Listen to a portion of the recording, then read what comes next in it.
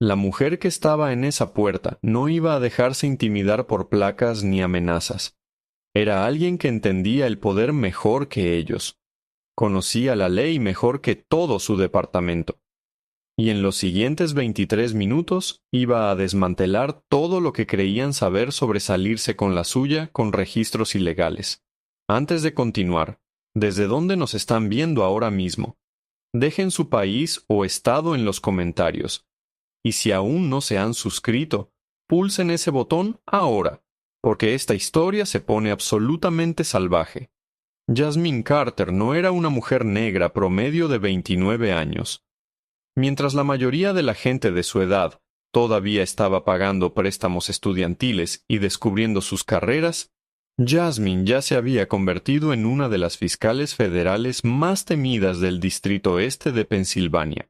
Y no solo era buena en su trabajo, era legendaria. Como mujer negra que había crecido viendo a su padre ser detenido repetidamente por conducir como negro, Jasmine tenía razones personales para elegir su camino profesional. Sabía lo que se sentía al ver a figuras de autoridad abusar de su poder. Había decidido desde temprano que se convertiría en alguien que pudiera defenderse con toda la fuerza de la ley. Jasmine se había graduado de la Facultad de Derecho de Stanford con honores. Había sido asistente de un juez federal de apelación especializado en procedimiento penal. Luego había hecho algo que la mayoría de los abogados jóvenes consideraban un suicidio profesional. Había rechazado ofertas lucrativas de grandes bufetes de abogados para aceptar un trabajo en la Fiscalía de los Estados Unidos con una fracción del salario. ¿Por qué? Porque Jasmine no quería defender corporaciones. Quería procesar a criminales. Específicamente quería procesar a criminales que llevaban placas. Se había unido a la Unidad de Corrupción Pública, una división especializada que investigaba y procesaba a funcionarios del gobierno que abusaban de su poder. Durante los últimos 3 años, se había centrado casi exclusivamente en la mala conducta policial, las violaciones de derechos civiles, los registros ilegales, la plantación de pruebas, el uso excesivo de la fuerza, los testimonios falsos, los casos que ponían nerviosos a otros fiscales. Jasmine los tomaba con entusiasmo. Tenía una tasa de condenas del 87%, algo inaudito en casos de corrupción pública. Había conseguido sentencias de prisión que sumaban más de 200 años para agentes que se creían por encima de la ley. Había testificado ante el Congreso sobre la rendición de cuentas policial. Había escrito un artículo de revisión legal que cambió la forma en que los tribunales federales evaluaban las defensas de inmunidad calificada. Los abogados defensores la odiaban. Los sindicatos policiales la llamaban parcial y anti-cop. Las divisiones de asuntos internos la temían y la respetaban, porque cuando Jasmine Carter iniciaba una investigación, la gente iba a prisión. Pero esto es lo que hacía a Jasmine verdaderamente peligrosa para los agentes corruptos. No solo conocía el derecho penal y el derecho constitucional. Conocía el procedimiento policial mejor que la mayoría de los policías. No había pasado cientos de horas acompañando a agentes, observando cómo trabajaban, aprendiendo sus tácticas, entendiendo su cultura. Había revisado miles de informes policiales, videos de cámaras corporales y registros de arrestos. Podía detectar una solicitud de orden fraudulenta a kilómetros de distancia. Podía identificar violaciones de la Cuarta Enmienda que otros fiscales pasaban por alto.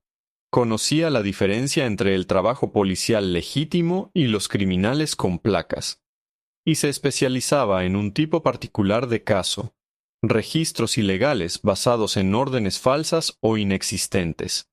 Era una táctica utilizada por ciertos agentes que querían realizar arrestos e incautaciones sin pasar por la molestia de establecer realmente una causa probable.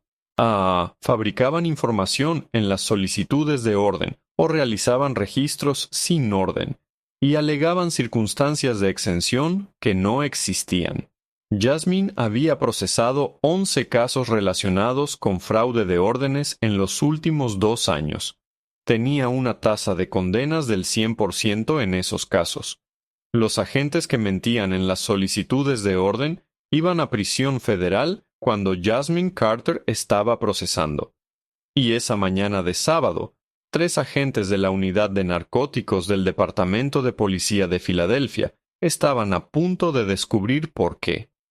Jasmine vivía en un almacén reconvertido en un barrio en transición. La zona había sido industrial 20 años atrás, pero ahora se estaba llenando de artistas, jóvenes profesionales y pequeñas empresas. Jasmine había comprado el lugar 3 años antes porque le gustaba el espacio y la ubicación era conveniente al Tribunal Federal. El edificio tenía 2 unidades. Jasmine vivía en el loft de arriba. La unidad de abajo estaba alquilada por un diseñador gráfico llamado James Torres.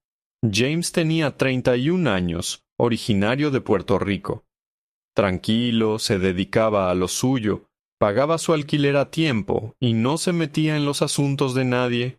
Jasmine no lo conocía bien. Intercambiaban saludos cordiales cuando se cruzaban. Él la había ayudado a subir la compra una vez. Ella le había firmado un paquete.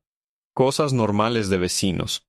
Lo que Jasmine definitivamente no sabía era que James tenía un hermano involucrado en el tráfico de drogas. No James en sí. James estaba completamente limpio.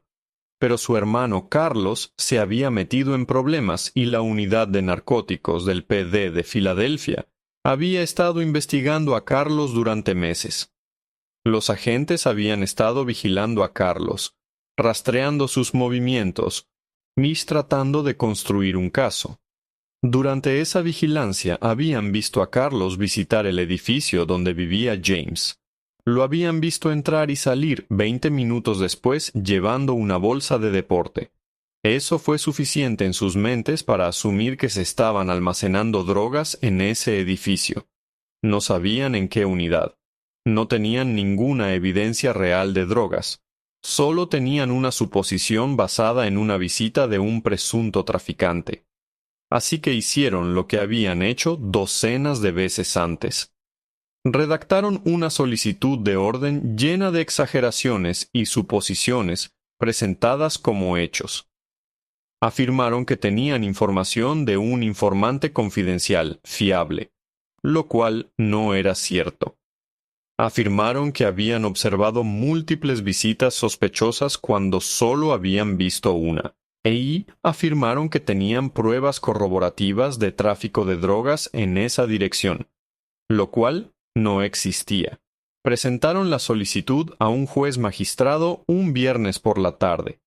Cuando los jueces se apresuraban con los trámites para irse a casa el fin de semana, el juez, sin leer detenidamente, firmó la orden. La orden era para todo el edificio, ambas unidades, a pesar de que los agentes solo sospechaban actividad en una unidad, y ni siquiera sabían cuál. Esa mañana de sábado, los agentes Derek Mullins, Chris Santos y Rebecca Walsh se presentaron para ejecutar la orden. Derek era el agente principal, 42 años, 15 años en el cuerpo. Chris y Rebecca eran más jóvenes, con menos experiencia, pero seguían las indicaciones de Derek.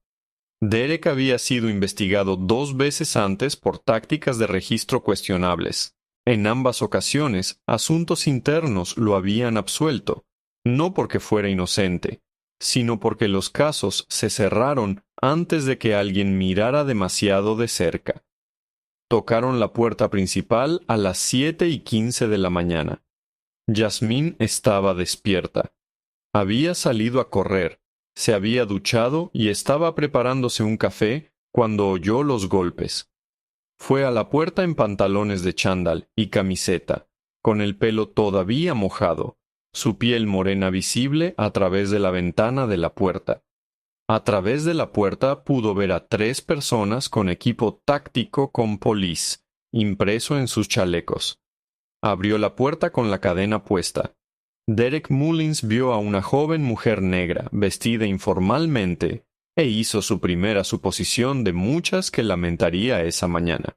Fue entonces cuando Derek dijo que tenían una orden y le ordenó que se apartara. La respuesta de Jasmine fue inmediata y precisa. Exigió ver la orden.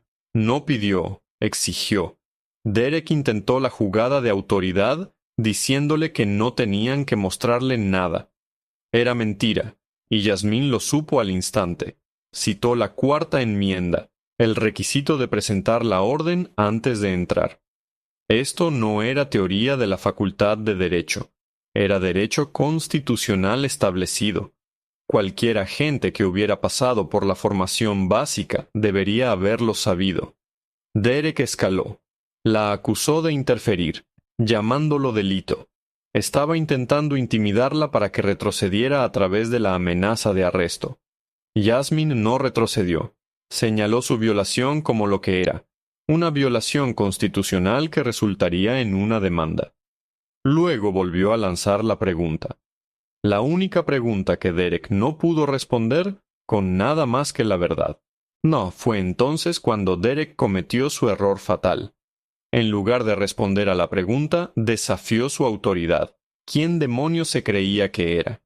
Jasmine le dijo exactamente quién era. Una fiscal federal adjunta que procesaba a policías corruptos de por vida. Y le dijo algo que debería haber hecho que los 3 agentes se fueran inmediatamente y llamaran a su supervisor. Le dijo que si entraban sin mostrar una orden válida, presentaría cargos federales contra ellos para el lunes por la mañana. No una amenaza, una promesa, respaldada por todo el peso del Departamento de Justicia de los Estados Unidos. Una pregunta rápida para ustedes que nos ven. ¿Alguna vez se han preguntado qué pasa cuando la policía se encuentra con alguien que realmente tiene el poder de procesarlos? Dejen un comentario abajo. Derek se quedó helado. Miró a Chris y Rebecca. Se podía ver el cálculo ocurriendo. ¿Realmente iban a alejarse de un registro porque alguien los estaba cuestionando? Derek sacó un documento doblado de su bolsillo. Lo sostuvo para que Jasmine lo viera a través de la rendija de la puerta. Jasmine le dijo que lo deslizara por debajo de la puerta, para poder leerlo correctamente. Derek dudó. Luego lo hizo. Jasmine recogió el documento y lo leyó cuidadosamente. Cada línea. Todo el tiempo los 3 agentes esperaban en el pasillo. Le llevó unos 2 minutos. 2 minutos en los que estuvo analizando cada palabra, cada fecha, cada pieza de causa probable listada en la solicitud de orden. Cuando levantó la vista, su expresión había cambiado. Ya no estaba simplemente afirmando sus derechos. Estaba viendo pruebas de un delito. Ahí Jasmine abrió la puerta completamente. Salió al pasillo sosteniendo la orden y comenzó a hacer preguntas que hicieron que la cara de Derek se pusiera pálida. Preguntó quién era el informante confidencial que supuestamente había proporcionado información sobre actividades de drogas en esa dirección. Derek dijo que no podía revelarlo. Jasmine dijo que estaba bien. Ella citaría la identidad de la CIA en un tribunal federal, y ambos sabían lo que sucedería cuando no existiera ningún CI. Preguntó sobre las supuestas múltiples compras controladas que la orden afirmaba que habían ocurrido en esa ubicación. ¿Cuándo fueron? ¿Qué fechas? ¿Qué horas? ¿Qué cantidades? Derek dijo que esa información estaba en el expediente del caso. Jasmine dijo que quería el número de caso para poder revisar el expediente. Derek le dio un número. Dump preguntó qué unidad estaban registrando realmente. Derek dijo ambas. Jasmine preguntó por qué ambas unidades cuando no tenían información específica sobre ninguna de ellas. Derek dijo que la orden cubría todo el edificio. Jasmine señaló que una orden debe ser específica sobre el lugar a registrar, y que registrar un edificio entero cuando solo se tiene sospechas sobre una unidad no identificada era una orden general prohibida por la cuarta enmienda. Derek estaba sudando ahora, no por el calor, sino por la presión. Jasmine hizo una pregunta más. Preguntó si el juez magistrado que firmó esa orden era la jueza Patricia Morrison. Derek miró la orden y confirmó que sí. Era la jueza Morrison. Jasmine sonrió. No una sonrisa feliz. Una sonrisa que significaba que alguien iba a tener un muy mal día. Les dijo a los agentes que conocía personalmente a la jueza Morrison, que la jueza Morrison era extremadamente cuidadosa con las solicitudes de orden, y no habría firmado una orden tan descuidada a menos que alguien le hubiera tergiversado los hechos. Les dijo que visitaría a la jueza Morrison el lunes por la mañana con esa orden, y le haría preguntas muy específicas sobre lo que le habían representado. Entonces Jasmine hizo una pregunta que terminó con todo. Preguntó si esa orden había sido obtenida por el detective Derek Mullins. Derek confirmó que él era Derek Mullins. Jasmine preguntó si era el mismo Derek Mullins que había sido investigado 2 veces anteriormente, por asuntos internos por órdenes de registro cuestionables. El silencio fue ensordecedor. Jasmine les dijo que tenían 2 opciones. Podían irse ahora mismo. Presentaría una queja ante su departamento y ante la oficina del fiscal de los Estados Unidos, y habría una investigación. O podían intentar ejecutar esta orden claramente defectuosa, y ella se aseguraría personalmente de que se presentaran cargos penales federales por privación de derechos bajo color de ley, que conllevaba una sentencia máxima de 10 años. Les dijo que eligieran con cuidado y rápido. Chris y Rebecca miraron a Derek.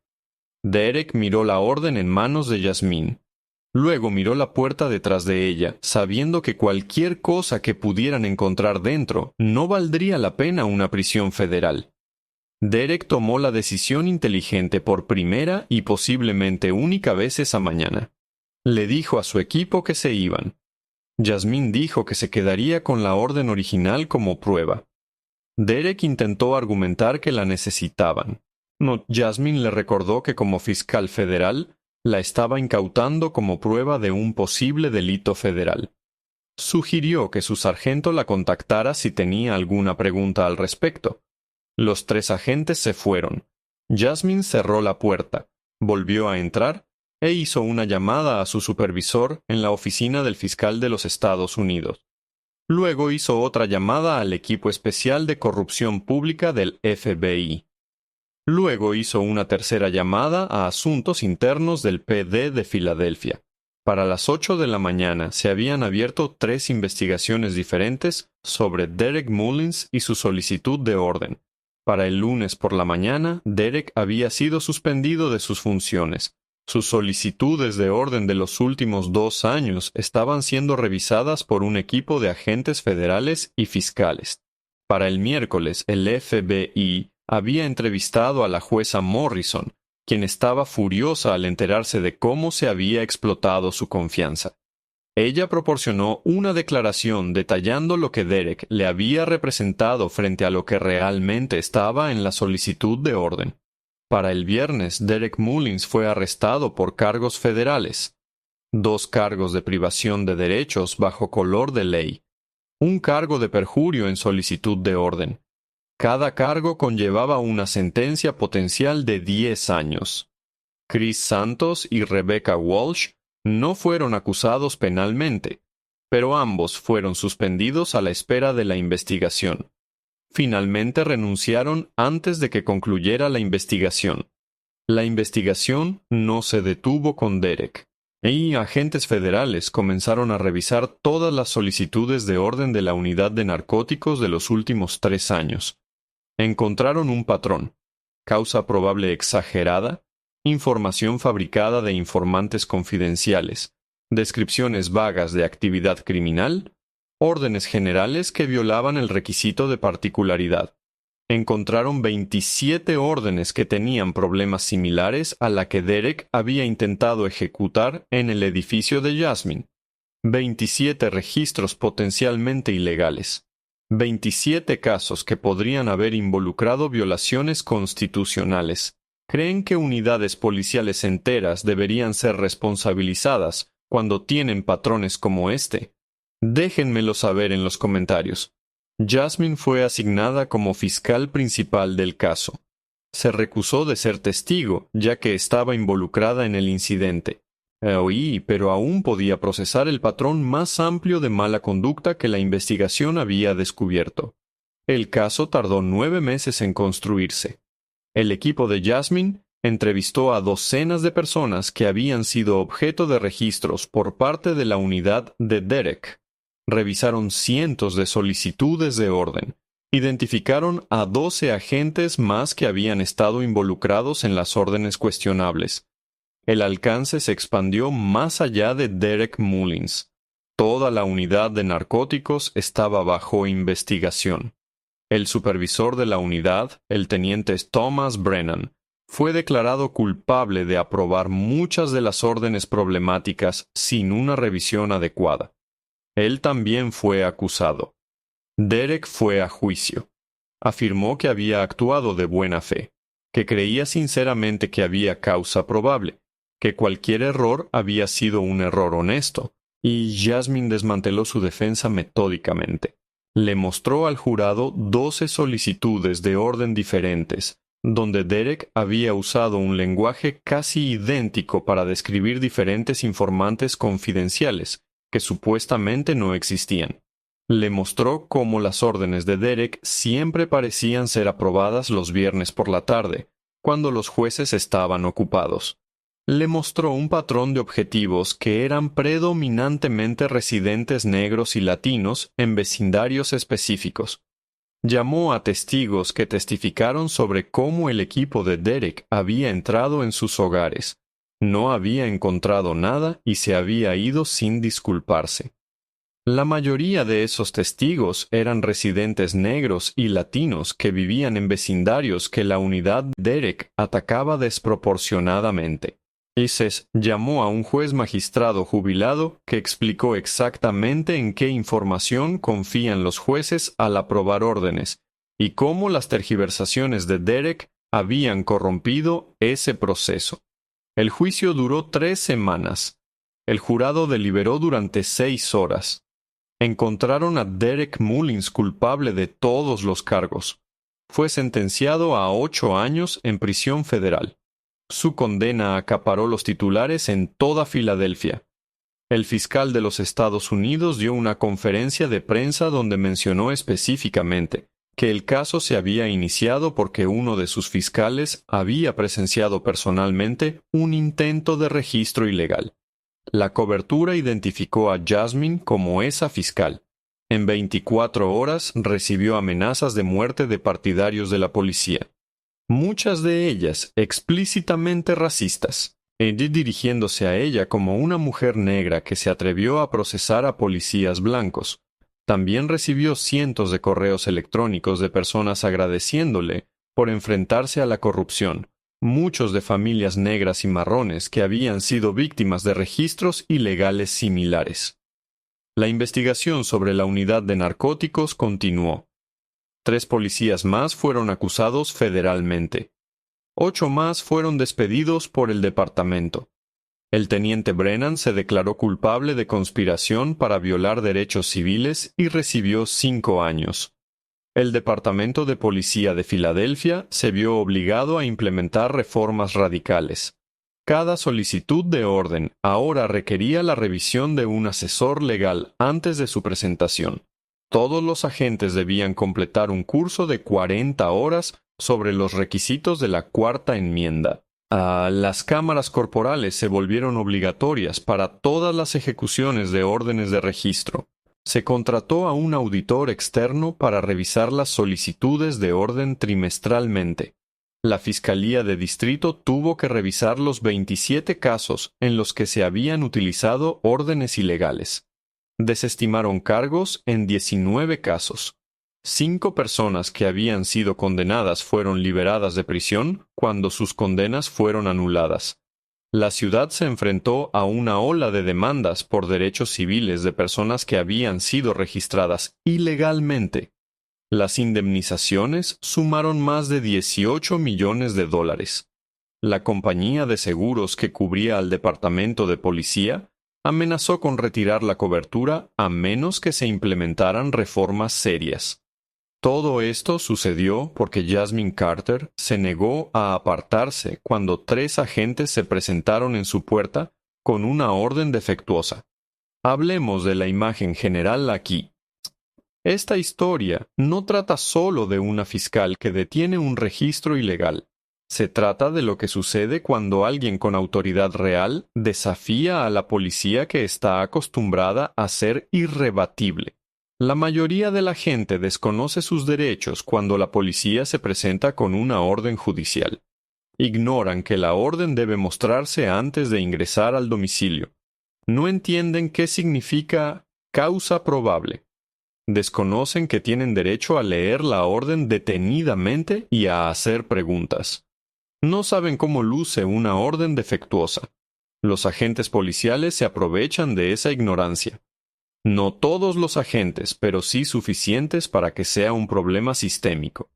Agentes como Derek Mullins llevaban años saliéndose con la suya con órdenes judiciales descuidadas, cuestionables y en ocasiones fraudulentas, ahí porque nadie les plantaba cara de manera efectiva. Pero Jasmine no era una ciudadana común. Era una fiscal federal especializada precisamente en este tipo de mala conducta. Sabía qué preguntas formular. Identificaba las señales de alerta. Sabía cómo analizar una solicitud de orden judicial y detectar las mentiras. Más importante aún, poseía la autoridad institucional para actuar al respecto. Cuando dijo que presentaría cargos federales, no fue una amenaza vacía. Fue una promesa respaldada por el peso total del Departamento de Justicia. Este caso también pone de manifiesto un grave problema en la cultura policial. Derek Mullins ya había sido investigado en 2 ocasiones anteriores. Ambas investigaciones lo habían absuelto. No fue el sistema el que lo protegió. Las investigaciones internas sobre mala conducta policial tienen tasas de condena drásticamente más bajas que los enjuiciamientos de delitos civiles. ¿Por qué? Porque la policía investiga a la policía.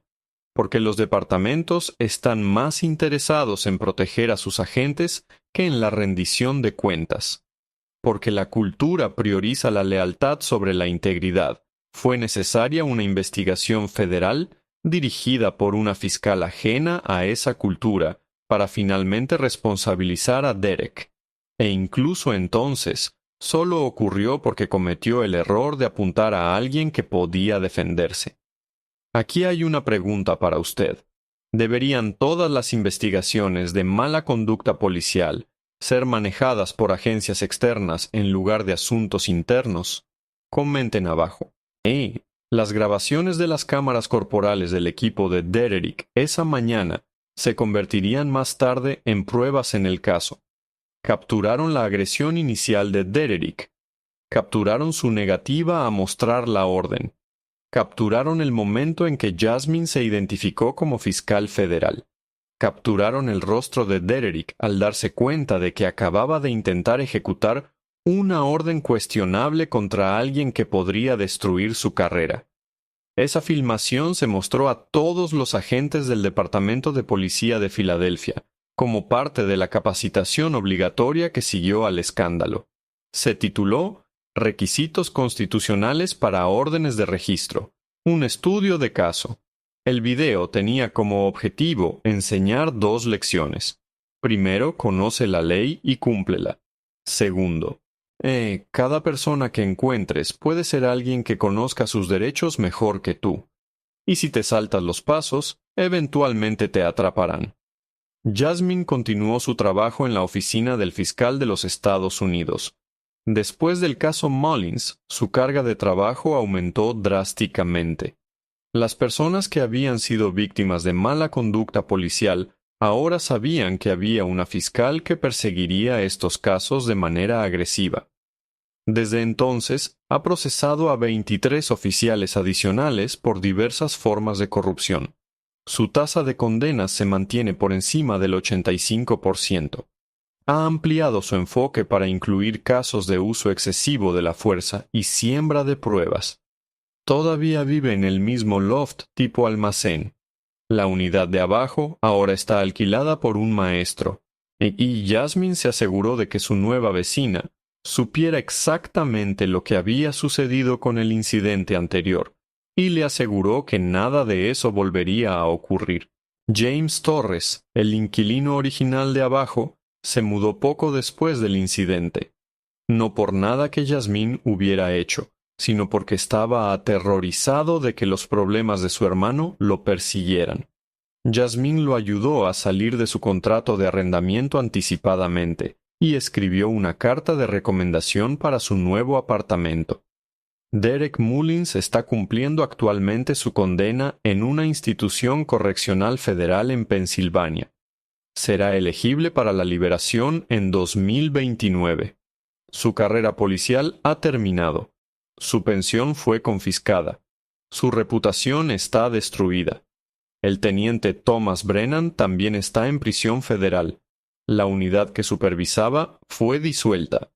Los agentes que no fueron acusados fueron reasignados a divisiones diferentes. Y los 3 agentes que se presentaron en la puerta de Jasmine esa mañana tomaron decisiones diferentes sobre sus carreras. Derek optó por continuar las prácticas corruptas que finalmente lo enviaron a prisión. Chris Santos se convirtió en investigador privado. Rebecca Walsh dejó la policía por completo y ahora trabaja en servicios sociales. Abordemos algo que surgió en la cobertura de este caso. Algunas personas dijeron que Jasmine debería haberlos dejado ejecutar la orden y luego presentar una queja. Dijeron que enfrentarse a oficiales de policía armados era peligroso y podría haber terminado mal. Aquí está el asunto. Jasmine tenía todo el derecho legal de exigir ver la orden antes de permitir la entrada. Eso no es confrontacional. Eso es derecho constitucional. La cuarta enmienda requiere específicamente especificidad en las órdenes judiciales, y los tribunales han sostenido consistentemente que la orden debe mostrarse a la persona cuya propiedad está siendo registrada. En cuanto al argumento del peligro, Jasmine era muy consciente del riesgo. Como mujer negra, entendía que las confrontaciones con la policía conllevaban un peligro adicional. Había procesado casos en los que las confrontaciones con la policía se habían vuelto violentas de manera desproporcionada contra personas que se parecían a ella. Entendía que afirmar tus derechos siendo negra puede ser potencialmente mortal. Pero también entendía que si ella, como fiscal federal negra, con poder institucional y conocimiento legal, no afirmaba esos derechos, entonces los ciudadanos negros ordinarios no tendrían esperanza de hacerlo. Y alguien con sus ventajas tenía la responsabilidad de defenderse. Y calculó correctamente que una vez que se enfrentara a una fiscal que se especializaba en corrupción policial, los agentes se darían cuenta de que cualquier violencia contra ella traería consecuencias de las que no podrían escapar. No todo el mundo tiene ese privilegio, y ese es exactamente el problema que Jasmine intenta solucionar a través de su trabajo. Entonces, ¿cuáles son las lecciones aquí? Primero, conoce tus derechos con respecto a las órdenes de registro. La policía debe mostrarte la orden antes de ingresar. Tienes derecho a leerla detenidamente. Tienes derecho a verificar si está debidamente firmada y fechada. Tienes derecho a ver si especifica tu dirección y lo que están buscando. No interfieras con el registro, pero documenta todo. Segundo, mantén la calma y no proporciones información voluntariamente. Y Jasmine hizo preguntas claras y directas. No discutió emocionalmente. No ofreció información voluntariamente. Controló la interacción a través del conocimiento y la compostura. Tercero, documenta todo. Si la policía ejecuta una orden de registro, toma fotos de cualquier daño. Guarda copias de toda la documentación.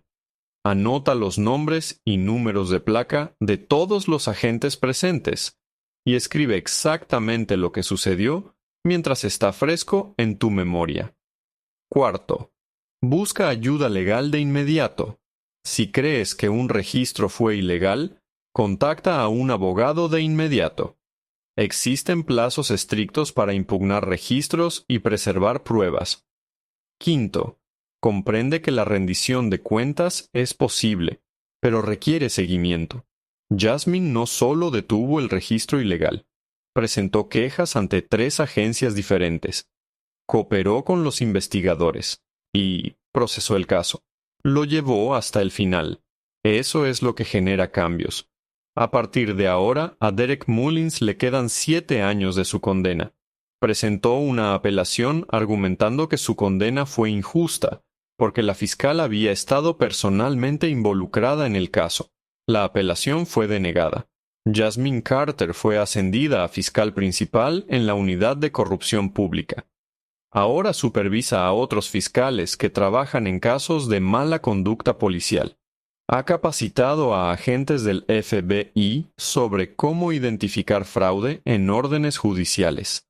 Imparte conferencias en facultades de Derecho sobre el enjuiciamiento federal de violaciones de derechos civiles. El Departamento de Policía de Filadelfia todavía opera bajo el decreto de consentimiento que exige la revisión externa de las solicitudes de órdenes judiciales. El cumplimiento ha sido desigual.